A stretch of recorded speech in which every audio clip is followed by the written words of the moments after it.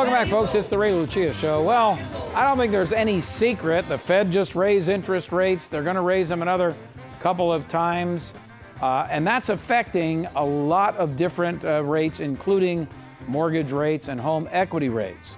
Now, before I get to you, Steve, on the mortgage side, I want to make sure that people understand, because in the new tax bill, one of the bombshells was the fact that home equity lines of credit are no longer income tax deductible.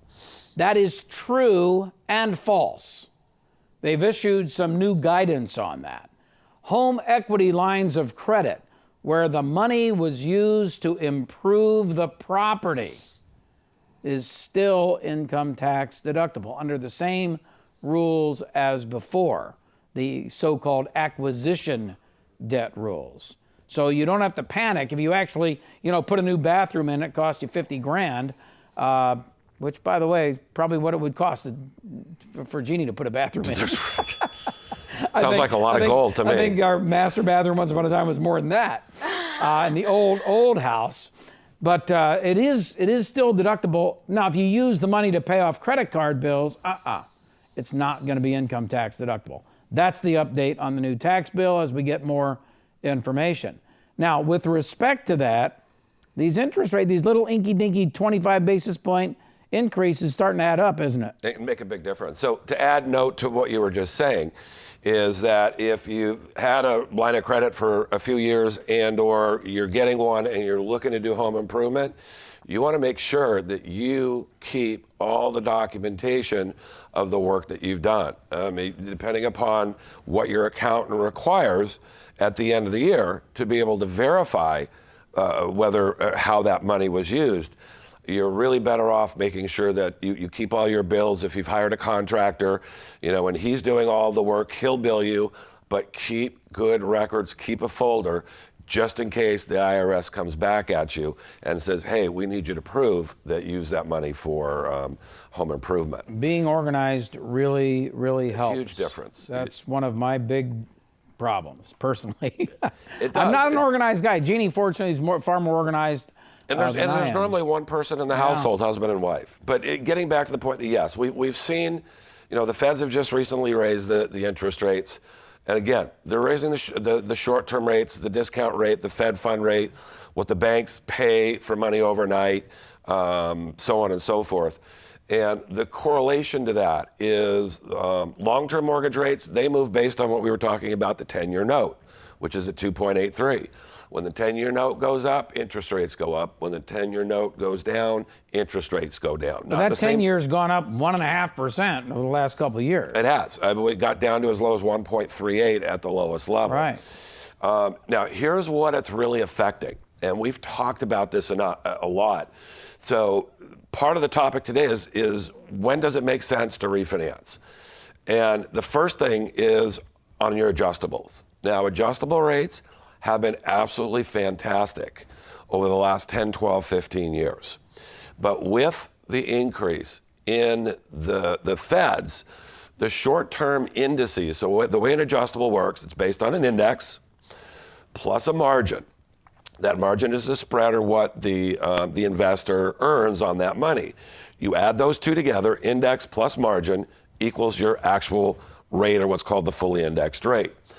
There are a number of indices that are used in the mortgage business, but the one that's most prominent and has been over the last 4 or 5 years is the one-year LIBOR.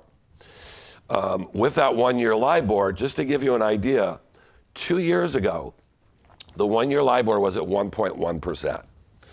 Now, the standard margin on these loans with LIBORs is 2.25. So if you add the 1.1 to the 2.25, that comes up to a fully indexed rate at 3.3%. So even those people that had fixed rate interest only loans for 7 years at 4, 5, 6%, when it went to an adjustable and even fully amortized, because the rate went down so low because it was unadjustable, there wasn't that big of a payment difference.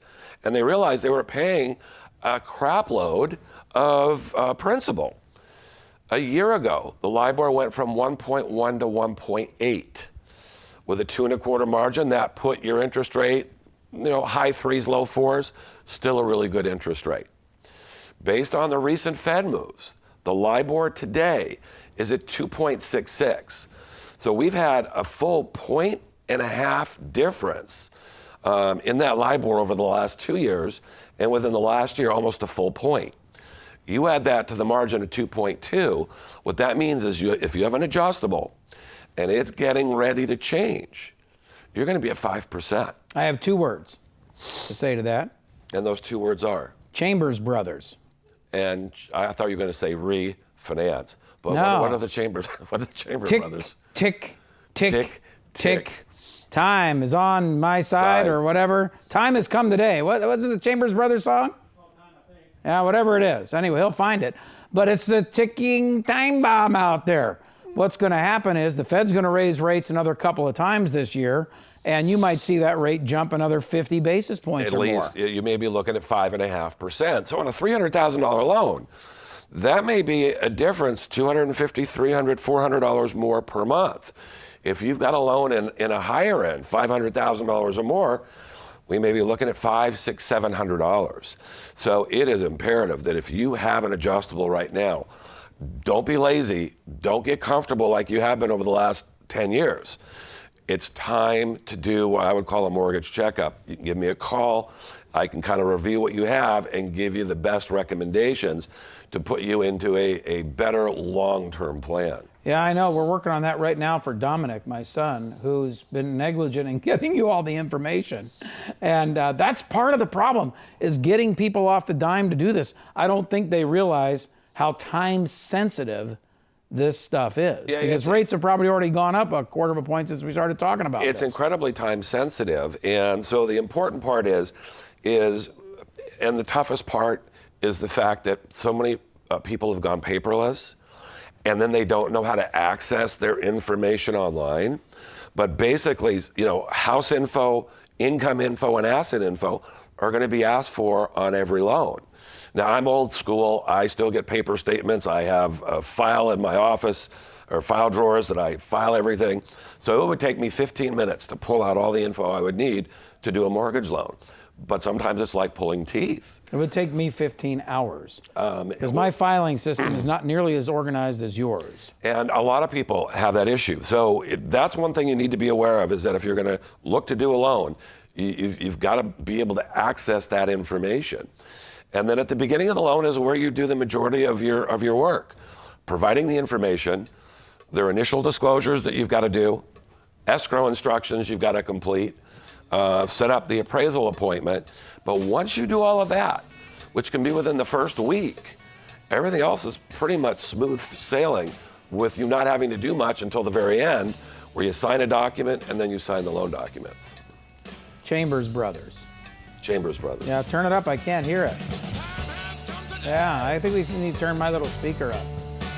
There you go. There we go. Remember this song? I absolutely remember this song. It's old enough for you and me, and especially me.